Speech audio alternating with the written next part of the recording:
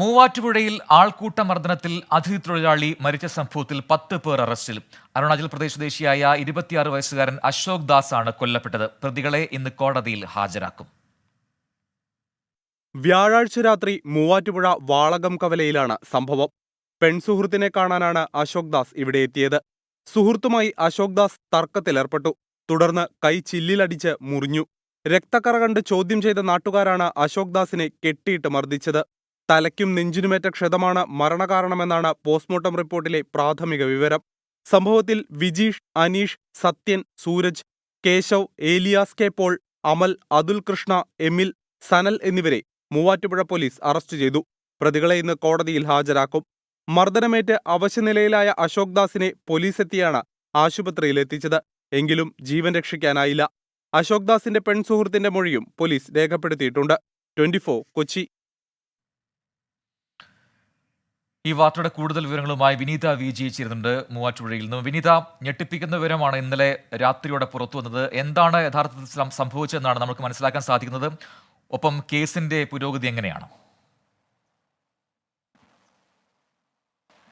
പ്രജൻ, ഈ കേസുമായി ബന്ധപ്പെട്ട 10 പേരുടെ അറസ്റ്റാണ് മൂവാറ്റുപുഴ പോലീസ് ഇന്നലെ രാത്രിയോടുകൂടി രേഖപ്പെടുത്തിയിരിക്കുന്നത്. ഞാനിപ്പോൾ നിൽക്കുന്നത് മൂവാറ്റുപുഴ പോലീസ് സ്റ്റേഷനിലാണ്. ഈ 10 പ്രതികളും ഇപ്പോഴും ഈ സ്റ്റേഷനിലാണുള്ളത്. ഇന്ന് രാവിലെയോടുകൂടി തന്നെ ഈ പ്രതികളെല്ലാം കോടതിയിൽ ഹാജരാക്കുമെന്നാണ് നമുക്ക് അറിയാൻ കഴിയുന്നത്. അതിനുള്ള നടപടിക്രമങ്ങളിലേക്ക് അന്വേഷണ സംഘം എത്തിയിരിക്കുന്നു എന്ന് കൂടി പറയാം.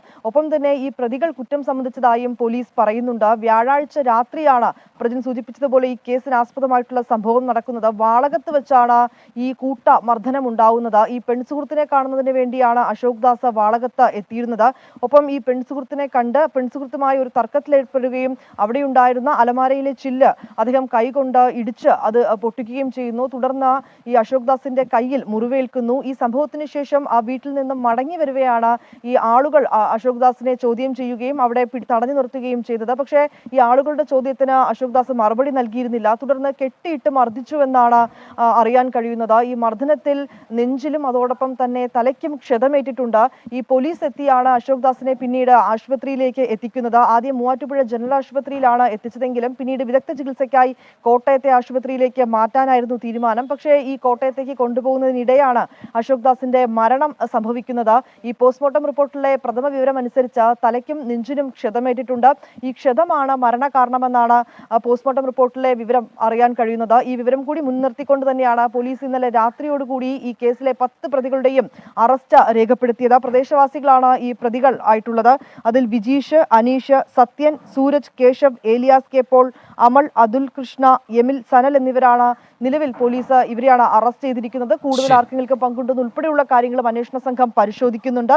ഒപ്പം തന്നെ ഈ പെൺ സുഹൃത്തിന്റെ മൊഴിയും പോലീസ് രേഖപ്പെടുത്തിയിട്ടുണ്ട്. പ്രജൻ, വിനീത വിജയാണ് വിശദാംശങ്ങൾ മൂവാറ്റുപുഴയിൽ നിന്നും.